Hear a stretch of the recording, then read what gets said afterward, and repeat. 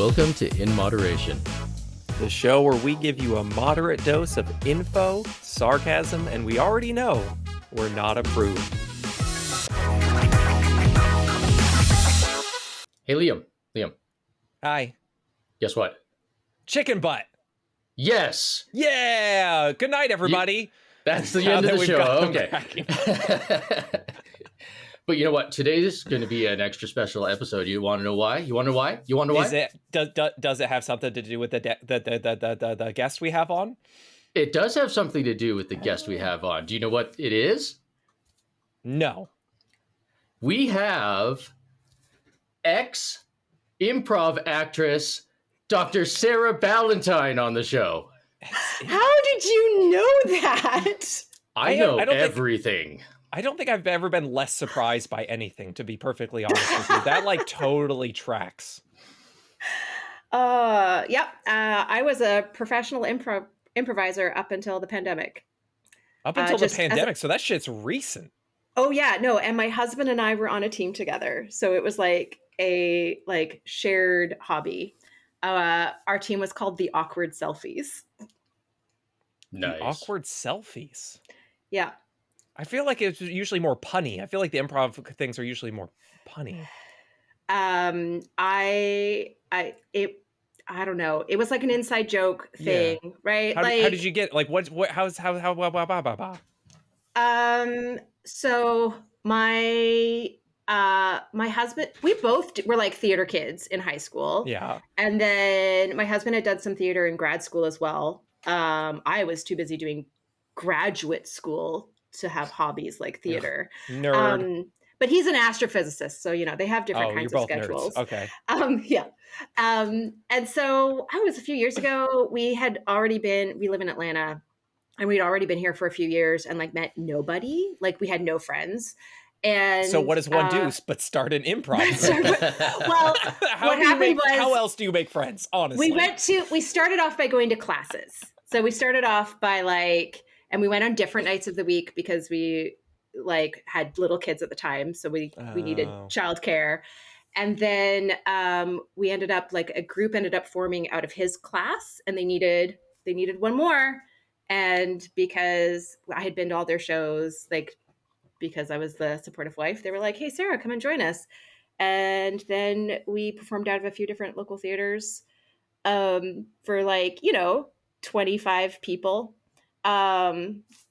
Sometimes we'd have I still don't know why we're called the Awkward Selfies, though. I'm waiting for the okay. So in part because we would always take a selfie awkwardly at the beginning of a show. Okay. Before we had the moniker, and then it became a shtick that we would always take. We would run out to the audience and take selfies awkwardly with audience members. So it was just one of those. You had to be there, Liam. Is basically what I'm trying to say. I'll accept you had to be there. That's a fine. Okay. All right. Well, fair now warning I guess to future guests: don't underestimate what I know. I am impressed. So if we want to jump into Big Booty, let me know.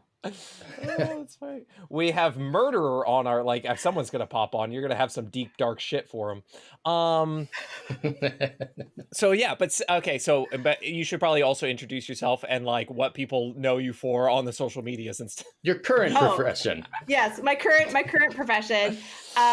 So I would say, I don't know if you guys think of yourselves as science communicators. Do you? Because that's kind of how I think of myself, as a science communicator in health and nutrition topics. Okay. But I also, if in that space, am creating something new, which is called Nutrivore, which is simply the goal of getting all of the nutrients our bodies need from the foods we eat. I think of it as a dietary philosophy rather than a diet, but that has become the guiding principle for all of the content that I create now. And it's kind of halfway in between diet and anti-diet.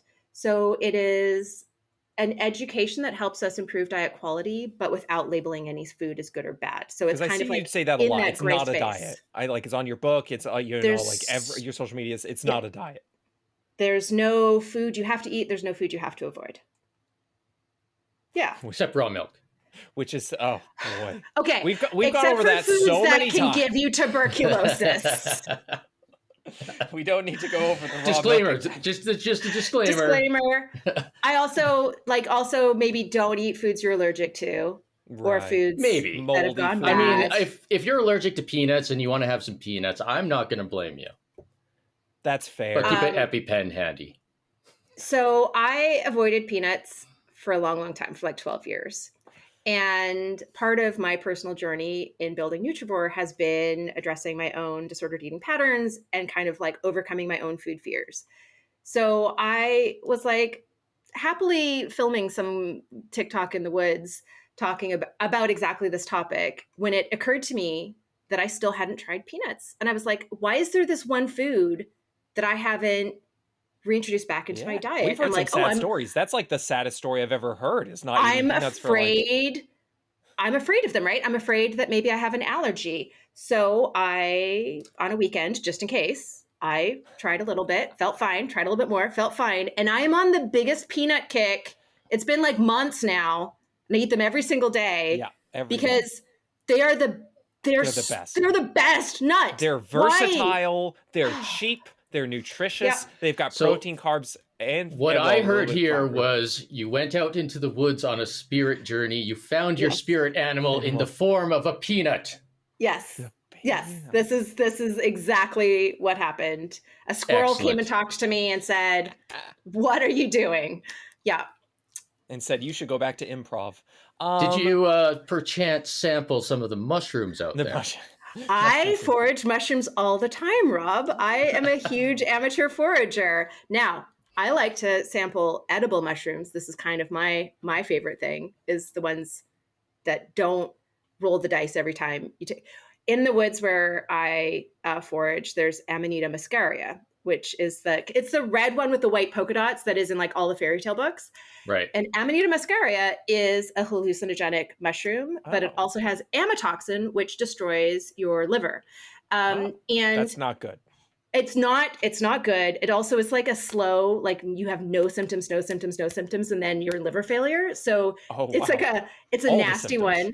So it's the perfect one to put in children's books. Yeah, right. Right. Well, okay. So have you ever heard? This is the mushroom that the Santa Claus comes from.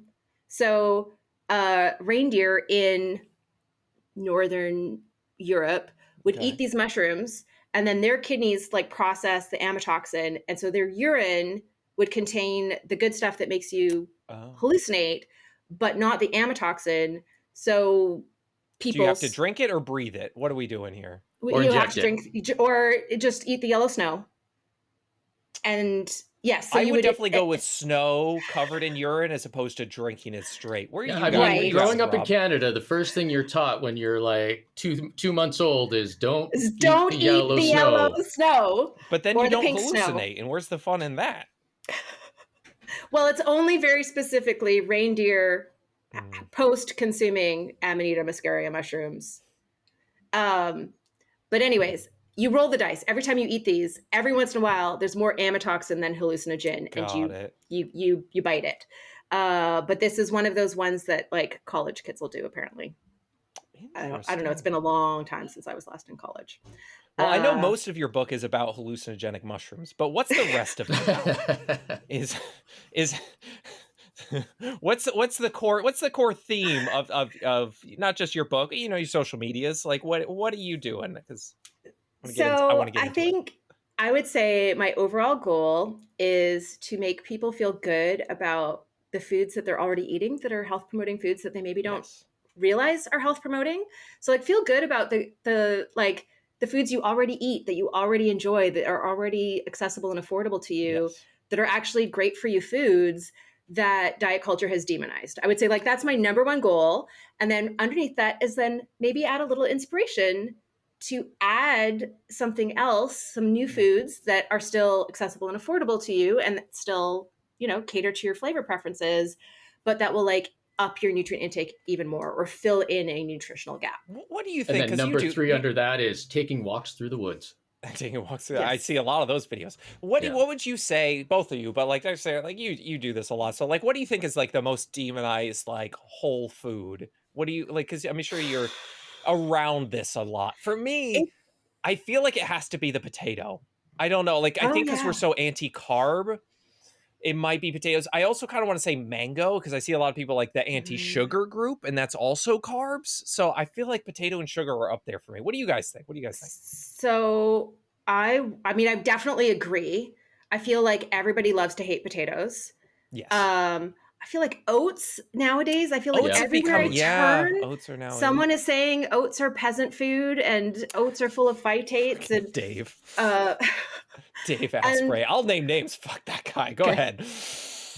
I also feel like more conventionally, I am on this like iceberg lettuce redemption arc right now. Like, let's all appreciate the lowly iceberg lettuce for its impressive nutritional value.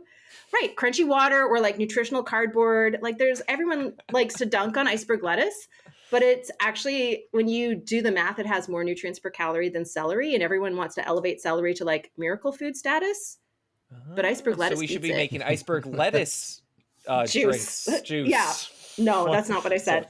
That's not, nope. What if I blend up a whole iceberg lettuce, like a whole head, and just put it in a glass? That's the new, I think I could sell that as a trend. I feel like I could sell that as a trend. Have you heard of lactucarium? No. Also known as lettuce opium? Lettuce opium. I like it so far, but no. Sounds familiar. So lettuce, all varieties of lettuce have this phytonutrient called lactucarium, and it's actually a little class of different phytonutrients that have analgesic properties. They are mildly sedating, and they have been shown in clinical trials where they isolate it and give it as a supplement. They've been shown to improve sleep quality and architecture. Right. And so there is a trend of drinking lettuce water before bed, thinking that's not in any way going to give you enough lactucarium for that. Yep. But that is where that trend comes from. It comes from like, there is a real compound in lettuce, but it takes like 3 heads of lettuce to get enough to have any kind of effect. Okay. Well, when we do, I only eat 2.5, so that's it.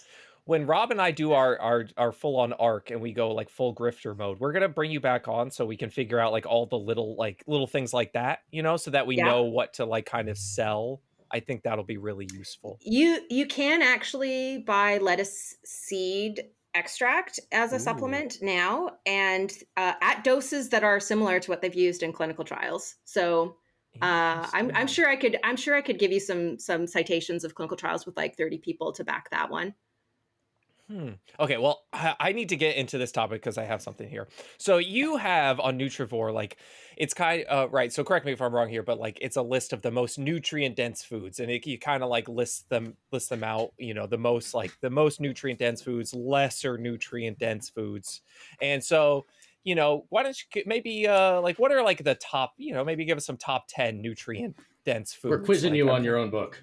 Okay, that's fine. So, the single top most nutrient dense food is canned clam liquid, which we're not starting a canned clam liquid drinking trend out of this right one. Right now, we're not. Right. No. We'll wait until you're gone, and then we don't have to give you any of the royalties. Well, wait, it's just the liquid, or it's the clams as well? Clams are extremely nutrient dense, but the liquid has so much dissolved nutrition in it, but it only has like 5 calories per cup. So in the math, when we calculate nutrient density is defined as nutrients per calorie, which means that you have to divide by the energy density of the food. So a low energy density food does not have to have a ton of nutrients in order to have a really high nutrient density. That's how canned clam liquid gets there. So that 1 cup serving also has 500% of the daily value of vitamin B12. And then it has some other, other less levels of vitamins and minerals, and it has got some protein in it, kind of similar to like broth, like a few grams. So it's really like that B12, because clams are like one of the most concentrated food sources of B12, and 5 calories per cup that drive that math up to be so incredibly impressive. It's not objectively a ton of nutrients per serving, but it is the type of thing that if you were like to make linguine with clam sauce or clam chowder or drink clamato juice, or us Canadians like Caesars. I don't know. Do Americans drink Caesars? It always seems like they don't know what we're talking about when we just say Caesar. No. I don't know. No. Yeah, I'm not sure. I know Little Caesars. Is that nutrient dense? Apparently Caesars, though, were invented in a bar in New York. So I don't know why this is such a Canadian cocktail. Anyways, it uses clamato juice. So that is why I mentioned it. But yeah, like it's a great thing to incorporate, but it's not, I don't want us to call it a superfood. But all of the foods in the top 10 kind of fit that same pattern. They're all very low energy density foods. So garden cress is like the second most nutrient. Because I've always heard watercress is like up there in nutrient density. Yes, it's like number 7. Like it is way, way up. Garden cress beats it. Garden cress has just higher vitamin and mineral content. Okay. It's also, have you ever tried it? You kind of have to like find it in a farmer's market. It is like watercress and arugula's like angry big sister. Like so spicy. It is like all the peppery of arugula like times 100. I don't like really the arugula score on very garden much. cress is over 9,000. Are there what else? Is there any like drinks maybe in the coffee? Coffee is like way up there. I know I came with good news. Again, it's like I'm flipping through this. I saw coffee was like the top of several different charts in here. Yes, I always like to lead with the good news. So coffee actually has a little bit of B vitamins. I don't think we know that, but it's also really high in polyphenols, right? Like the chlorogenic acid is a polyphenol, and then it has some cool like cowayol and cafestol. I don't know if I'm pronouncing those correctly, so we'll just pretend that I am. Nobody else knows. We'll go so in and dub it later. With it. That's fine. These really cool like antioxidants that it has, and a little bit of B vitamins. And if you're drinking it black, 1 or 2 calories per cup. So that's also how it gets such impressive math. And then a lot of leafy greens, right? So like chard, rainbow chard is way up there. Turnip greens, mustard greens, collard greens. Almost everything else in the top 10 list is a leafy. But Paul Saladino has told me to avoid the greens. The greens, they've got oxalates and other words. Do we want to bust oxalates as a myth? Have you dove into this before? Hold on, before we do that, is there any other drinks like, maybe that's like number 10 in there that maybe like are a little weird that are there on So are you going to ask me about Rockstar energy drinks? Is this what you're asking me? Hold on 1 second here. I just got to drink my one of my top 10 most nutrient dense foods. It was getting warm. I had to get to it so it's not cold when I go. So it's cold when I go to it. I forget you are starting your day right now. So fascinatingly enough, because it is so incredibly, it's because you're drinking, I'm assuming you're drinking the diet version, so it has almost no calories. 20 calories per can. Thank you very much. And so very, very low calorie because it uses artificial sweeteners, but it's basically a B vitamin supplement with some caffeine. That's basically what energy drinks are. So when you do the math, you end up at a very high score because again, it's like packed full of B vitamins. Caffeine's not in the score, sadly, but packed full of B vitamins for very, very low energy density. So you can just think of it as a B vitamin supplement in liquid form. Is it tasty? Are you enjoying drinking it? I have the silver ice variety. I am a bit of a connoisseur when it comes to your I'm sorry, but their here. lemonade one is tops. I think this would be vintage 2016, if I'm correct. I could be wrong on that. I'm not sure which vineyard the ice comes from. I'm assuming the ice is just grown and then they harvest it and make it silver and put it into it's non-GMO ice as well, right?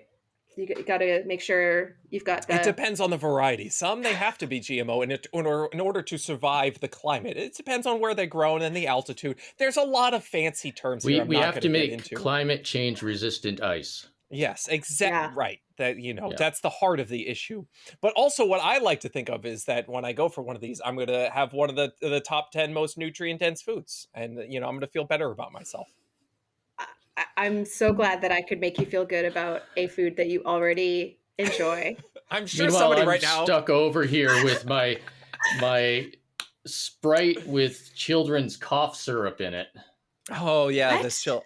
So it's a flavor of Sprite, but like it tastes like cough syrup apparently. Yeah, it's new flavor, Sprite Chill, cherry lime.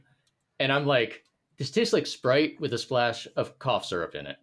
Which I love. I'm going to be honest, I love NyQuil. It's so good. Okay, so I'm old enough that when I was a kid, the cough, and maybe this is a Canadian thing too, cough syrup was green and tasted vile. Did you have this cough syrup when you were a kid, Rob?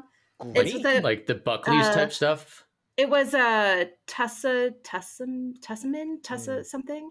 I don't think I I'll have to like text my mom and be like, what was that vile green cough syrup we had to have when I was a kid? Yeah, I wouldn't willingly consume that flavor ever. Doesn't matter what it's mixed with. No, the cherry's where it's at. Like if I was in, what's it called? Scissor, I think as they call it, or lean is the other term, where basically you mix alcohol with cough syrup. I'm not saying I've ever done that, but I'm saying that the idea of it doesn't sound horrible. I don't know if it's in top 10 most nutrient dense foods, but anyway. I don't know that I have complete enough nutrition data to be able to calculate a nutrition score I don't see scissor on your unfortunate. list, Sarah. I'm a little disappointed. Yeah, sadly, I have the same challenge that all nutrient profiling methods have, that is incomplete data. Right. Yes. Yeah, that's true. But I would. Okay. So people have. Here's the thing. I found, especially doing TikToks, people have a very short attention span. So Yes. I'd love to get into a little bit, just like, because you talk about a lot. Like you were just saying earlier, how people already help them feel better about the foods they're already eating, but also like introduce maybe some other foods. So like, I don't know. I'd love to get your take on some of like your favorite foods, the foods you talk a lot, that are higher up on the nutrient density score that people maybe don't realize. And then just like, a few that like, hey, when I talk about this, people really like that. Like, what are some little things we all can do here? We all enjoy. So I think probably the three foods that I talk about the most often are like just vegetables in general. I think I don't think that's a surprise, right? I don't think anyone's shocked. Wait, No. Vegetables are good? Right, vegetables are good. They're nutrient dense. Wait, I didn't. But they have sugar. There's some carnivores out there that probably disagree. That But is, other than that, there is certainly some people who demonize vegetables, but I think that the reason why I talk about that is because the average American consumption is about 1.6 servings per day, and scientific studies show that our benefits are maximized at somewhere between 3 and 5 servings per day. okay. So there's like a lot of room for improvement in terms of how much 1.6 is higher than I average. thought, if I'm being perfectly honest, but go ahead. Well, I am single-handedly bringing up that average. So There's a few of us that- me and my like 14 servings per day are definitely. Wait. Was that the Canadian average or the American average? I was. Yeah, it was Celsius and kilometers. I want freedom units here, please. Thank you very much. Okay, go ahead. And then the other one I talk about a lot is fruit, but I think there is a lot of fear about fruit.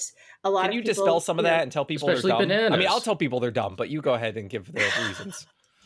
I would say it is normal to be afraid of fruit because there's a lot of mixed messages coming from diet culture that make you think that the sugar in fruit is going to be equally as bad as the sugar in soda or candy. And the science shows that it's absolutely not true, that we actually, there's some health outcomes for which fruit actually has a bigger impact than vegetables or whole grains or legumes, especially things like colon cancer, but also fruit's really good for metabolic health in general, so cardiovascular disease, type 2 diabetes. And studies show that eating 2 or 3 servings of fruit per day is vastly superior for our overall health and long-term health than eating none. What is a serving? Can you just give people real quick, like what's a serving? A serving is 1 cup measured chopped, which translates to a fruit about the size of your fist. Okay. I actually really like the fist because I have teeny tiny, like I have really small hands, but I'm also not the tallest of people. I love the fist as a visual approximation because it actually builds in scale, right? So like if you're a bigger person, on average, you're going to have bigger hands. There's obviously a lot of variability. You might be able to fit your whole hand in your mouth. So that means a serving of fruit for you, Rob, is 1 bite. It's one massive, huge bite. But I like that because you can basically scale down for kids that way. Just think of a serving as being about the size of their fist. Or you can scale up for a 6.5 foot tall person, like I maybe know of one or two. Or for someone like me, it scales very well. And so 2 to 3 of those a day is where we see kind of the most benefit. That's the sweet spot. So some studies show that above 3 servings per day, like if you look at all-cause mortality or cardiovascular disease risk, you kind of see it level out. So you just go no additional benefit above. There are a couple of studies that start to show like a loss of benefit above 3 servings per day. So it's like not, so you see more of like a U-shaped dose response where you have like that sweet spot. Is that because you're excluding other things that could be healthy by adding like more fruit? Almost like certainly. You're getting the benefit from the fruit, but you could be getting more benefit from vegetables or legumes or whatever else. There is a little bit of research with fruit when your fructose intakes gets to like 100 grams per day, showing that can have some metabolic harm as well. So there is also the excess fructose. So you don't recommend fruitarian diets, or is it just basically only fruit? I would say the science would support a more diverse diet than that as being optimal for health. That's the Canadian answer right there. Liam, give him the American answer. The American answer is don't do that stupid shit. I'm sorry, any super restrictive diet, I'm fully against. I don't care if it's fruitarian or carnivore. Okay, so yeah. So, I kind of wanted to talk about one thing too. I know I'm just jumping to shit. Like, please, you can always just jump in. You put me on the spot. Do it. I remember, so I always like the University of Michigan. Sorry, my wife just got home. My dogs are freaking out. And the University of Michigan did a study where they looked at like 4,800 foods, and they're like how many minutes they take away or add to your life, which I just thought was like an interest, because that's just something people can be like, okay, I don't really understand food, but I know minutes and I know life because of your first TikTok on it. So yes, I know exactly what study you're talking about. I just found it interesting, but like of all the food groups, I thought it was interesting. The most time added to your life, according to them, was nuts and seeds, which I thought was kind of interesting because I would always assume it was like vegetables, which vegetables obviously good, but it seemed like more time was added through nuts and seeds and even like fatty fish. What are your thoughts? What do you got? What do you think? So I don't think this is contrary to other science. So what they did was really interesting was they kind of converted a decrease in all-cause mortality to an extra minutes of life. Gotcha. But there are lots of studies that measure this just by looking at reductions in all-cause mortality. So just a general indicator of health and longevity, we're kind of capturing a whole pile of different health possibilities as well as just like lifespan in that measurement. And so vegetables tend to reduce all-cause mortality by like 20 to 25%, sort of maximally. So if you're eating that 3 to 5 servings, that's kind of like the amount of benefit you can expect. And an ounce of nuts, seeds, and peanuts will reduce all-cause mortality more in that like 30 to 40% range. So I think there's some things that nuts and seeds give us nutritionally that we really are not. Like vitamin E is one of the most common nutrient shortfalls. And as a fat-soluble antioxidant, like it's kind of special. Whereas a lot of water-soluble antioxidants, right, like vitamin C, but also like polyphenols can kind of make up for each other. Whereas we don't really have a lot of fat-soluble antioxidants in our bodies. So vitamin E doesn't have as many other nutrients that can like make up the difference functionally for us. So I think a large part of it is vitamin E. The fiber in nuts and seeds has been shown to grow really important probiotic species of bacteria in our gut microbiomes in a lot of different studies. Interesting. So I think there's definitely a gut microbiome aspect there. And then heart healthy fats, right? So I think, my nuts and seeds tend to be high in oleic acid, but as well as alpha-linolenic acid and linoleic acid. So all fats that we know improve cardiovascular disease risk. So I think it's kind of that combination of nutrients that we're not necessarily getting from other places. What's fascinating though, is the benefits of nuts and seeds caps out at about an ounce per day, Whereas with vegetables, so you're saying my half jar of peanut butter is equivalent to health-wise is 2 tablespoons. Damn. Once you hit 2 tablespoons, any extra is not actually still. It's an excuse offensive. to have 2 tablespoons of peanut butter every day. Exactly. It would benefit your health. It would be vastly superior to no peanut butter. And can you tell people like, hey, listen, buddy out there, Todd, we know that peanuts are a legume, but like we classify things with like, Okay. I have a soapbox I need to get on right now. Yes, please. Okay. So there are botanical definitions, which is fascinating. Botany is a great, thank you, Charles Darwin. We understand botany. It's fascinating. It tells us something about the evolution of the thing. It's great. Botany is a full legit science. It is not nutritional sciences. Nutritional sciences categorizes foods based on their nutrient profiles, based on the types of nutrients they contain. So we group foods together based on their nutrition. So banana is a tropical fruit. Strawberries are a berry. So we are going to categorize tomatoes are a vegetable. They are a vegetable. Cucumbers are a vegetable, and peanuts are a squash, nut. pumpkin. And this all has to do with grouping foods together based on the nutrients they contain, because it's nutritional sciences, and we want to understand the nutrient contribution that foods make to our bodies. Thank you. Not the flower part that grew to the thing. I love when people use the botanical definitions, and I just start throwing it at them that, well, you guess you better stop calling strawberries a berry, and I guess you better start calling cucumbers a berry. Right. Or pumpkin. Pumpkin is a berry. Pumpkin's a berry. Squash. Yep. It drives me so crazy when people do like this. I do like, sneaky veggies, and like half of those are fruits. Like, shut the hell up. My most viral video was about tomatoes being a vegetable and not a fruit. And people get pissed. Why? Why are you all so angry? It's like, okay, I'm not getting into it. We got shit to get to. I know why. People like to be right on the internet. I think you're right. People, I like to be right on the internet. People like to show that they're better than you on the internet. I think that's just what it is. And being technically right is the best part of being right. Like, I want to be technically right. And I think some people just like to do the actually. Excuse me. I have a thing. Actually, tomatoes.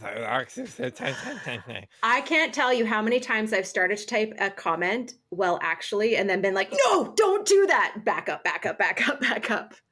And then instead find some other constructive way to add. Okay, but getting back to it here, though, I want to know, like, what are some like common foods that you can see at the store that you can add into your diet?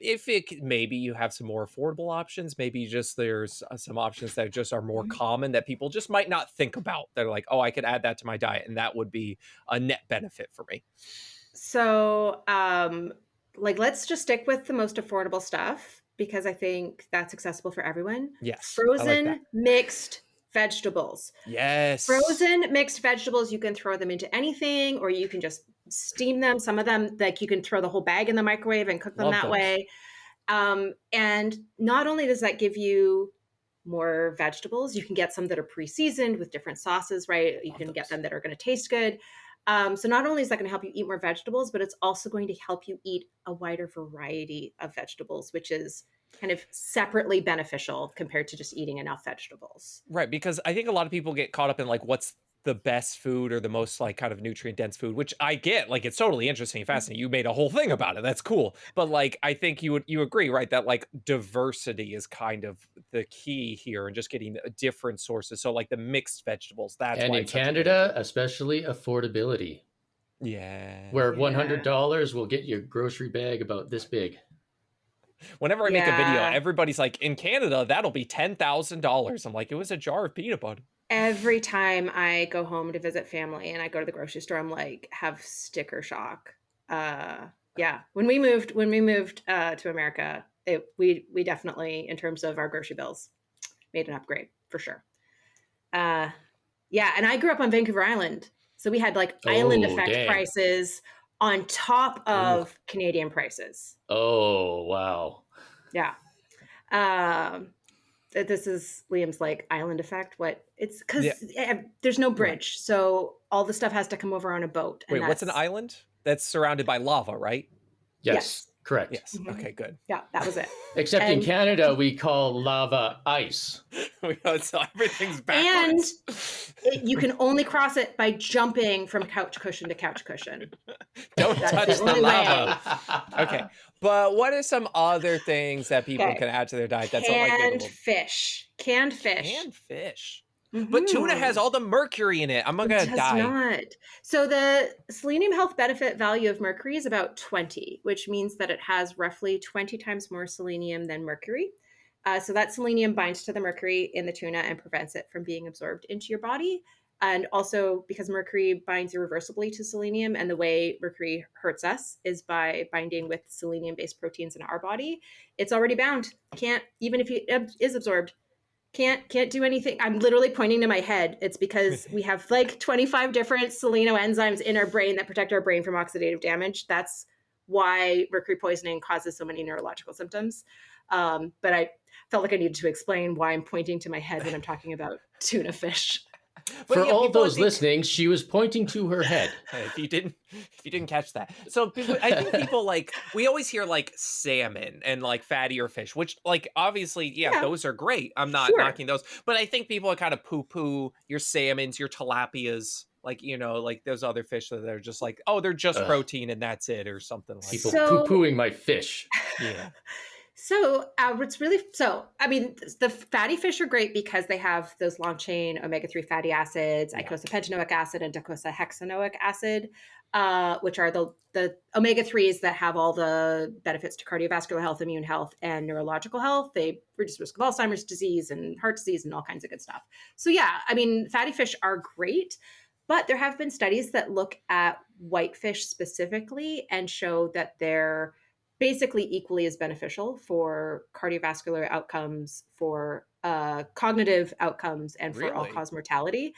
And that's, even whitefish still has some omega-3s, right? Like it doesn't have as much, but it still is providing those healthy fats. Even tilapia has those healthy fats, but also it's the quality of the protein. So there have been some studies, granted they're like human gut models rather than actual humans.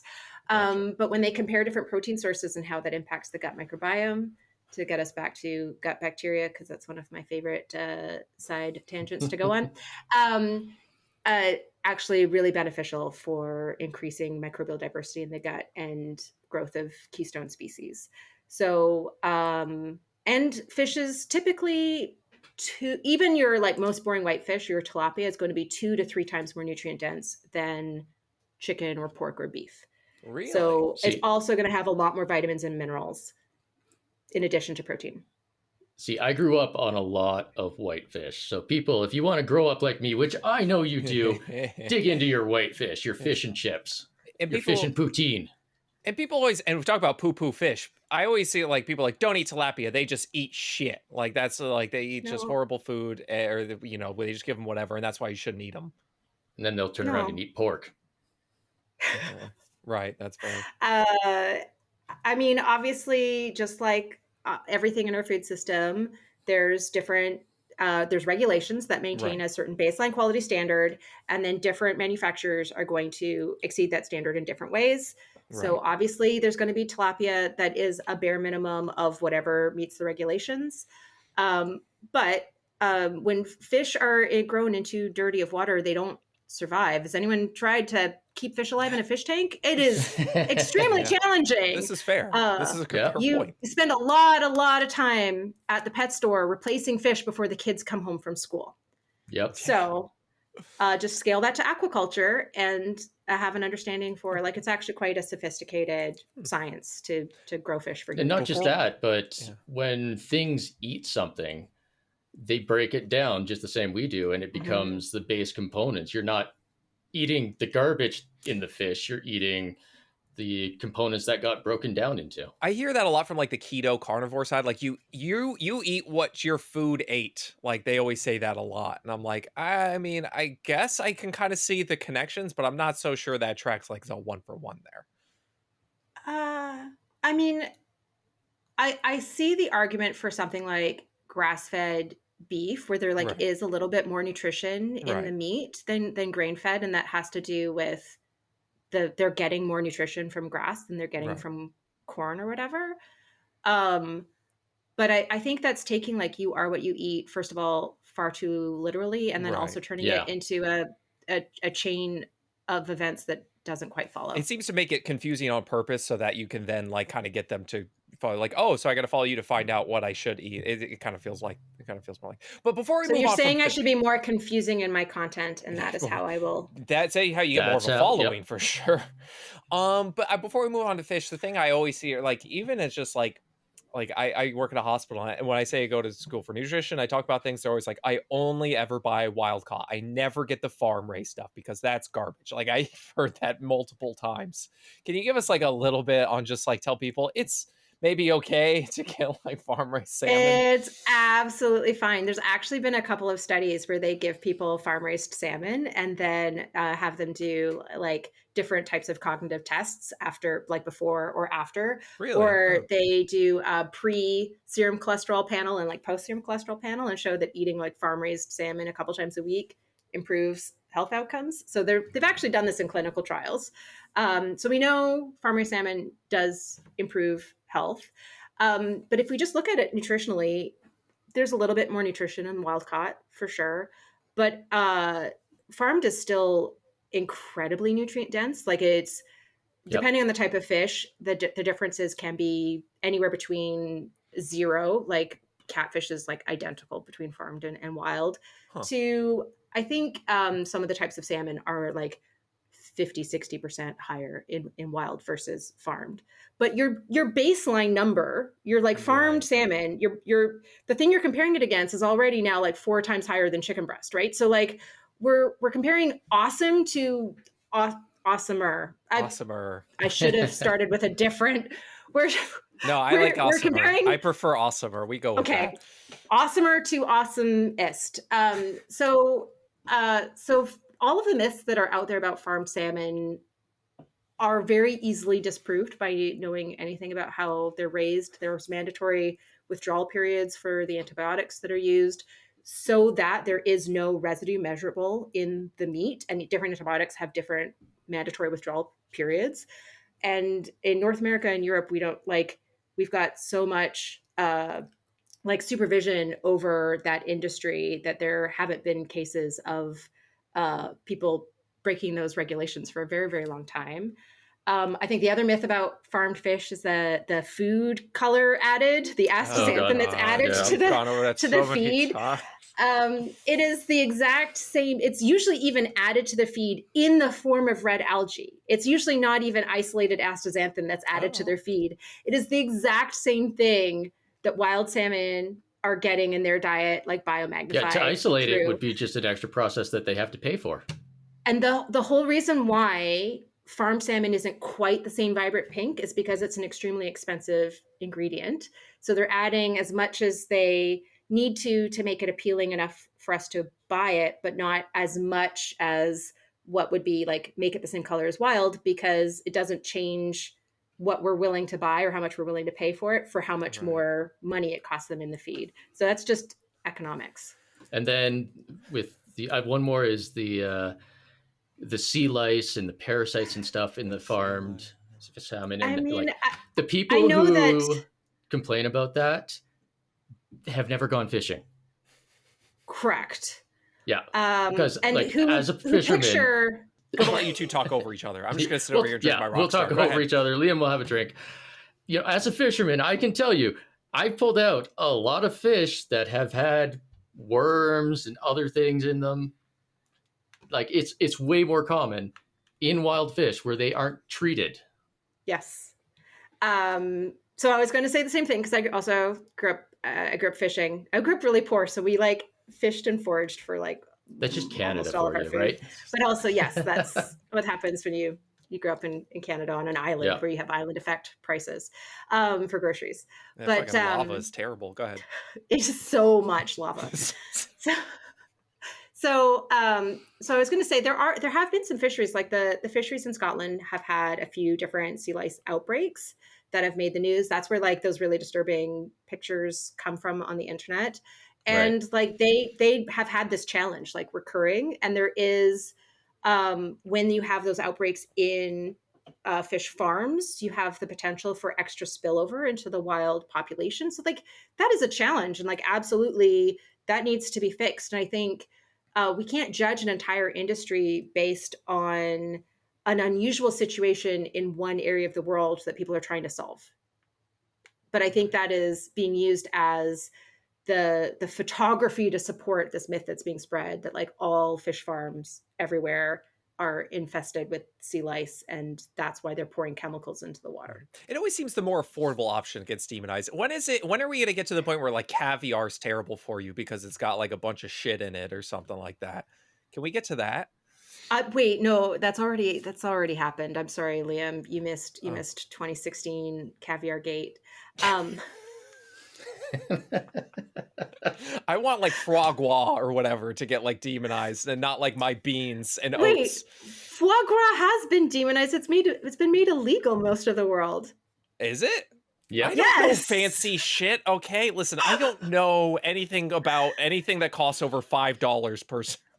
Foie gras. So the way foie gras was traditionally made was they force-fed ducks and goose to the point where they had like non-alcoholic fatty liver disease. That's why their livers had so much fat content, and so it was like animal cruelty. So it's been made illegal. That's good. I like that. Yeah, there's only a couple countries left that can do it. Interesting. Well, see, now I feel better. Yeah, I like when the fancy stuff gets fucking taken down. Fuck you, rich people. Anyway. You're right, though, that I think this is a big challenge in like diet culture wellness community is the bar is constantly being raised as to what you have to do to be like following the rules of being healthy. And it's always like the next more expensive thing, the next more expensive thing. Now it's the $300 a month supplement on top of your next more expensive thing. The $3,000 special bamboo mattress. Oh, the match. Oh God, it's so ridiculous. Wait, so is it comfortable? I'm just asking for a friend. How would I know? I'm not going to pay $3,000 for a mattress. I'm just wondering if I could sell out and get one for free. Probably. Just tell them that Bobby sent you. That would work. That would work. Okay. Enough with the rich people. What else? Okay, I want to get to my legumes. I want my legumes to be on there. Okay, sorry. The next one after frozen mixed vegetables and canned fish is dried beans. I mean, canned beans are fine too, but dried beans are way cheaper, which is why we're focusing on dried beans. They just take a little bit of forethought. Yeah. Because you have to put them in some water to soak before you cook them. I mean, you can do the rapid cook, but the rapid cook's not even that rapid, right? So yeah. I think if it's you don't want a ton of lectins and whatever, because I always found that interesting. They demonize beans because of lectins, but that's like don't eat raw beans. But if you properly prepare the beans, you basically reduce the lectins by 95 to 100%, depending on the bean. Okay. Yes. Does it matter? Like any beans? Like it does. Like it pretty much any of them. It doesn't matter. Any bean. So like kidney beans, pinto beans, black beans, chickpeas, lentils. They all are our densest sources of fiber. So they're the most fiber like per amount of food that you're going to get. And you were talking about gut health. I know fiber, gut health, good. Yes. Fiber. Check. Pro column. But also, so legumes are the most nutrient dense starchy foods. So of any sort of like slow burning starches, if you're going to compare that to whole grains or you're going to compare that to root vegetables, on average, legumes win by a factor of 2 or 3, especially over whole grains. Whole grains are really generally pretty underwhelming nutritionally. And just in terms of like vitamins and minerals, they obviously are still beneficial. They've still got really good fiber, but compared to a legume, like legumes are always going to beat out just about any whole grain in terms of vitamins, minerals, and antioxidant polyphenols. Going to be very high in legumes. And to go back to the gut microbiome, so much science showing benefits of legumes, like so much. Like legumes are so underrated. They're so I just love them so much. I feel like you either grew up with legumes as a like cultural food and it's one of your staples, or you have no idea how to eat them or make them. Or and you have never eaten fiber and you try them once and they give you that super and gas. then the limerick becomes the truth. Yeah. Going from 0 to 100 in fiber, man, that is a lot to. Fiber is definitely an ease up slowly nutrient for sure. We talk about that a lot. Yeah. So much. Well, wait, Liam, did you say you eat 100 grams of fiber per day? I can easily eat 1 to 150 for sure. Not every day. I wouldn't say it's like every day, but like when I get my like 5 fiber wraps or stuff, or I have chia seed pudding in the morning with berries, and then I have my bean like, you know, soup or chili. I make a lot of chilies, like potatoes as well. I feel really proud of hitting 50 regularly. Like I feel like I also eat 3,500 calories a day, so it's a lot easier. That's double. I'm eating the same percentage of my diet. Right, exactly. I'm sure percentage-wise, it's probably about the same. Yeah. My dietary intake's usually around 70. Wow. That's dietary fiber. Yeah, I mean. Yeah. You gotta get there slowly. Like I always say, like add a few berries, add a few like, you know, these little things. Oh, okay. Yeah. So and then you were talking about whole grains though, and they're a little underwhelming. So like, can you give us a little deal on just like whole grains, like kind of what to shoot for, what we're looking at? Like I think there's a little confusion because people like carbs, bad, whole grains versus refined grains, you know, that sort of thing. I don't know. So the way I kind of think of grains, root vegetables, and legumes as like the starchy food group. Okay. So they're all going to give us slow burning starches. And I think they're pretty interchangeable within those.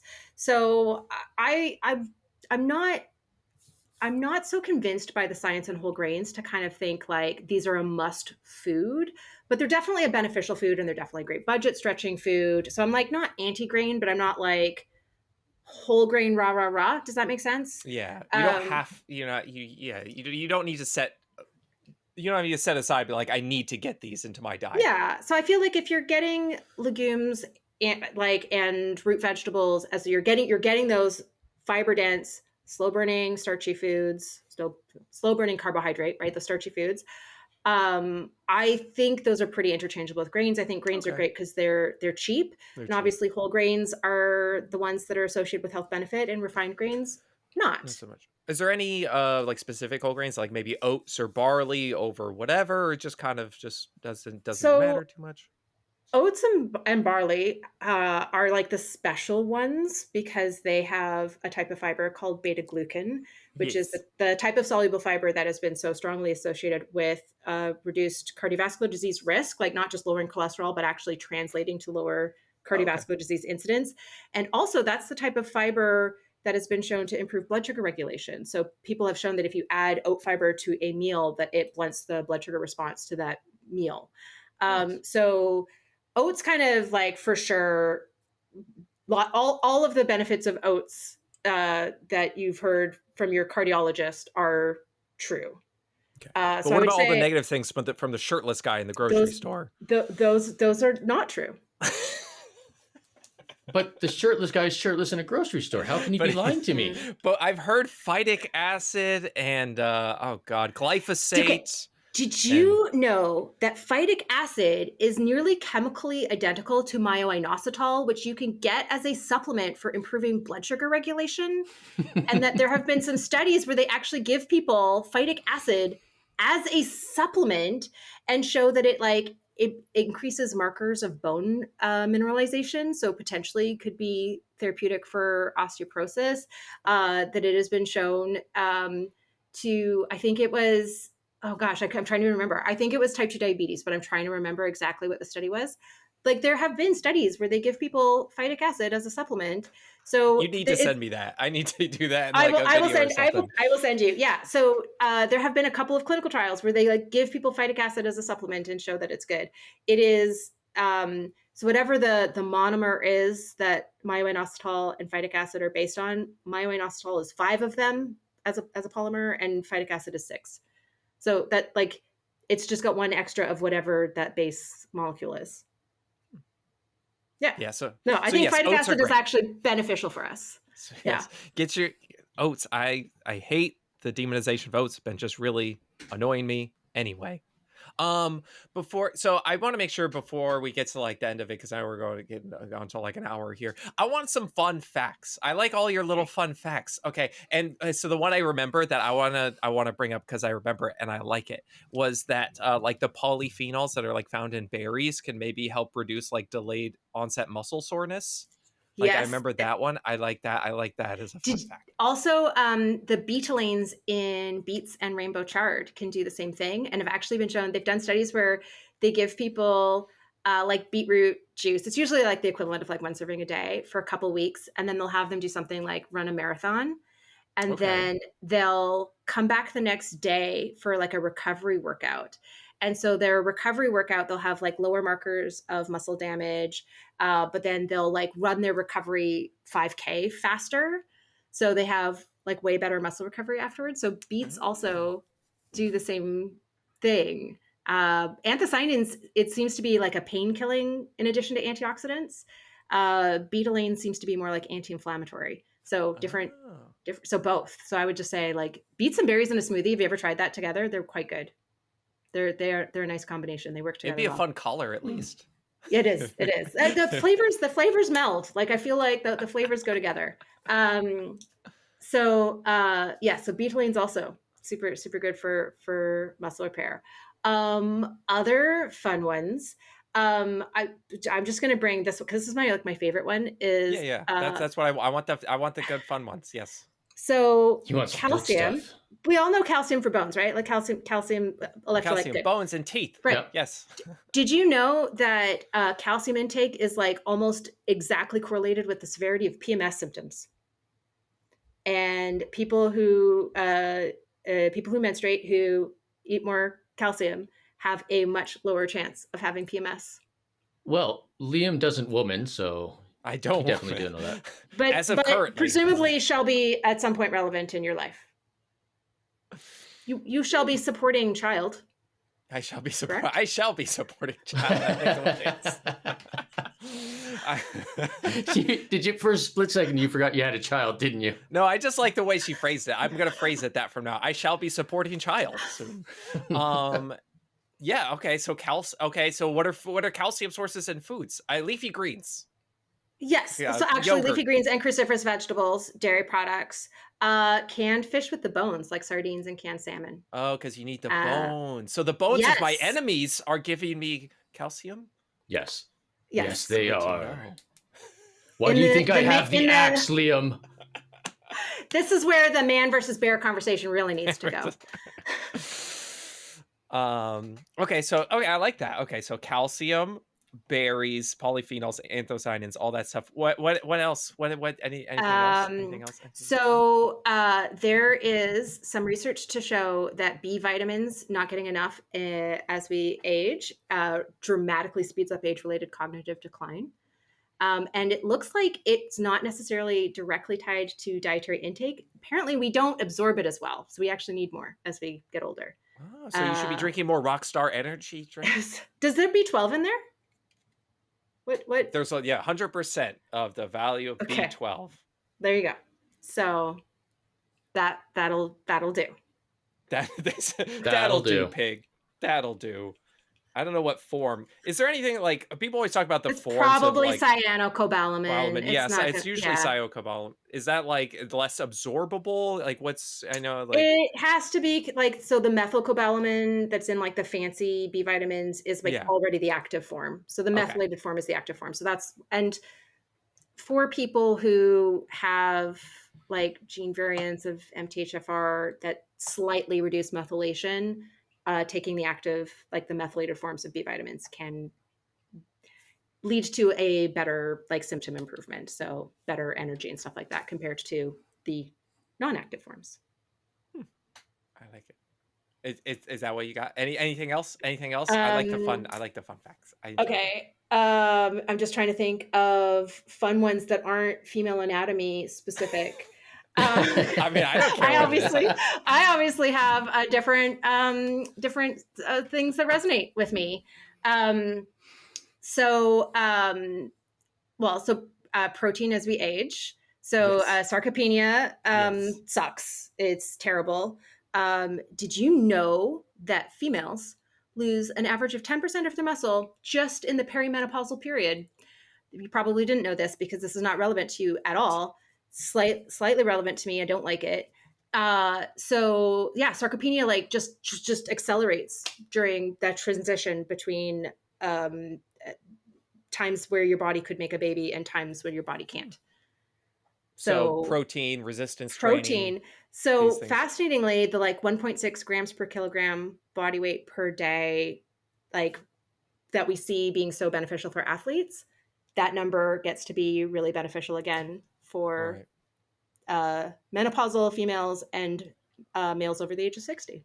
Whoa. You used kilograms there. You're going to have to dumb it down for Liam. I heard the kilograms. I was waiting for the freedom units transition, but that's fine. What is, so it's 2.2 kilograms per freedom unit. 2.2 pounds per, sorry, 2.2 freedom units. 2.2 freedom units per kilogram, yes. Okay, so 0.73, because that's so much better. I always say, 0.7. I just say like round to like 0.7 grams per pound per freedom unit. Damn it. Yeah, it's actually 0.7. It's actually 0.72 repeating. 0.72 repeating freedom unit per grams per freedom unit. So I'm so glad. I'm so glad we converted. Yeah. Okay, another fun one. So did you know that on any given day, 16% of the world have a headache? I think that's just like swaps so much.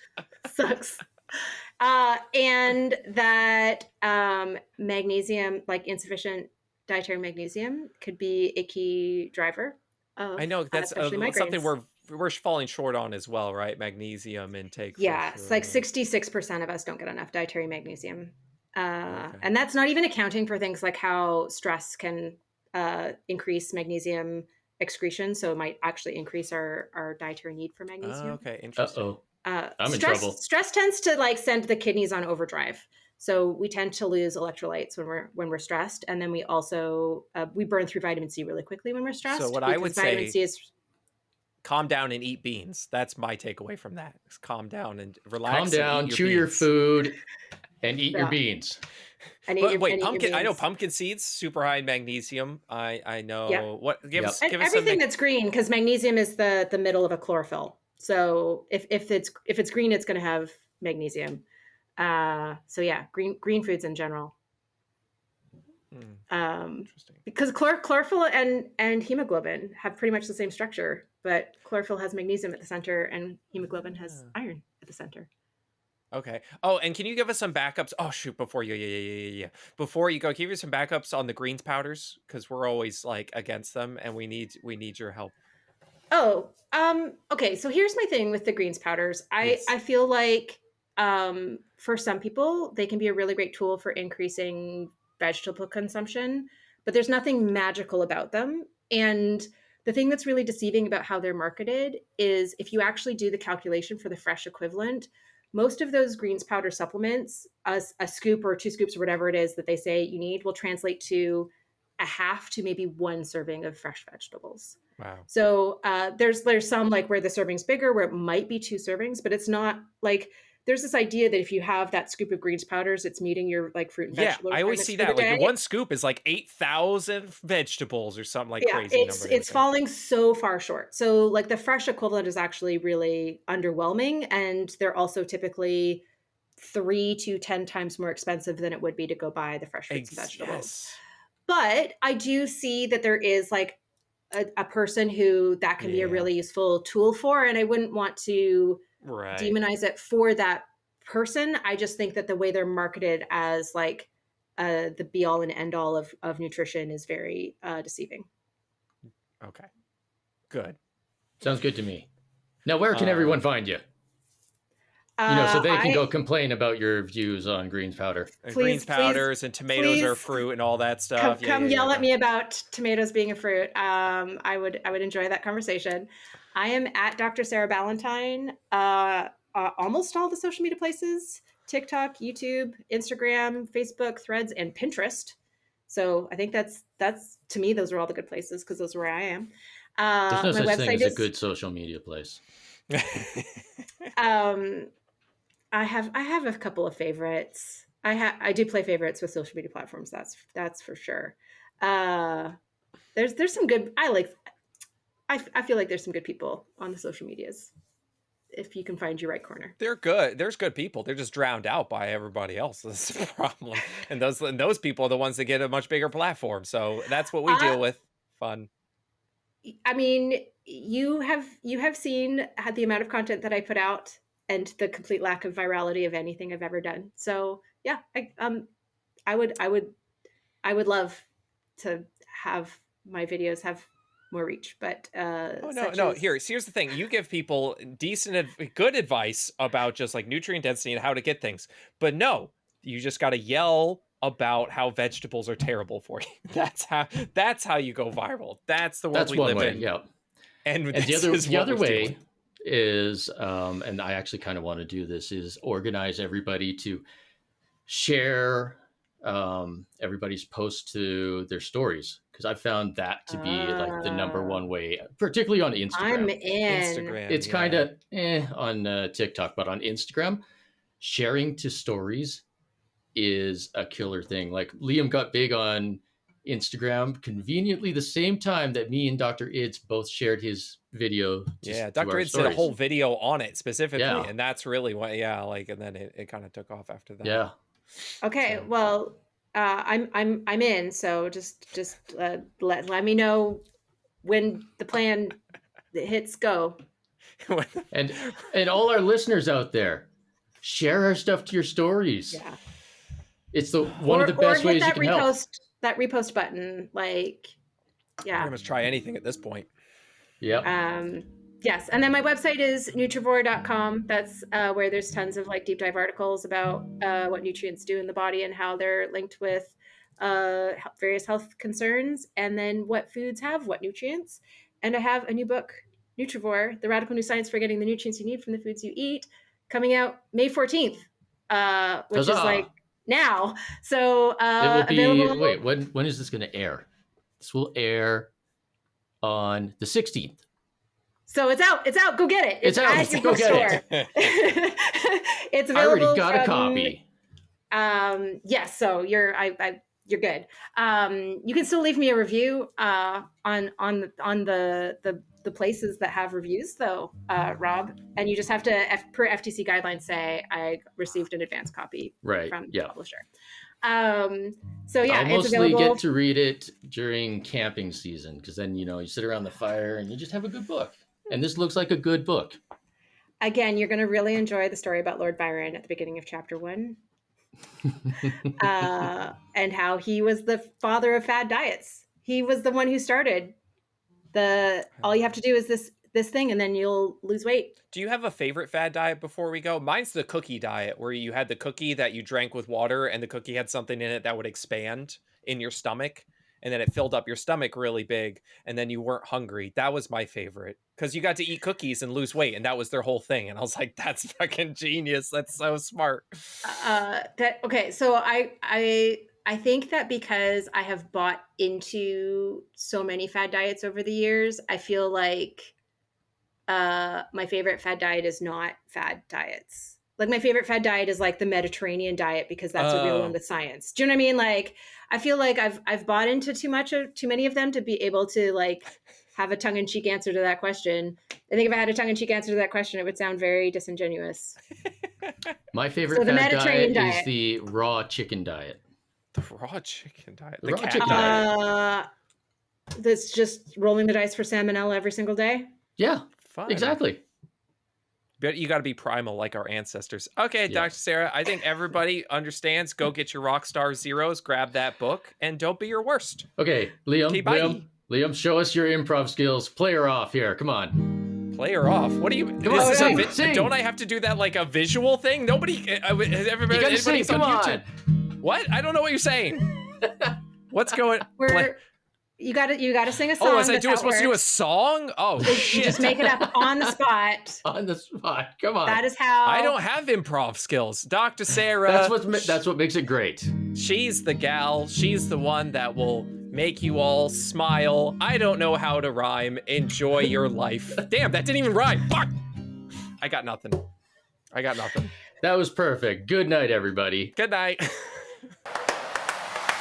Hey, wasn't that a great time listening to the podcast? You were just, I'm assuming you were just listening to In Moderation. So if you go ahead and hit the 5-star button, is that a thing? The like button? That's a thing. Yep. The like button 5 on stars. YouTube. If you're on YouTube, hit the like button, not the dislike button. That's a bad button. The Bad like button. Bad Don't button. touch. Hit Don't hit touchy. all the other buttons, the share, you can go check out all those things. subscribe. Go check out our Patreon. Yeah. We do have a Patreon. It's free to join if you want, or you could give us some money. That'd be really cool, like $1 or $2. It doesn't matter. Whatever you have. That's where you'll find all the news for this. We're super appreciative. You can find all sorts of other stuff there. We do giveaways, I think, sometimes, Sometimes. all that good stuff. Yeah, absolutely. So, peace.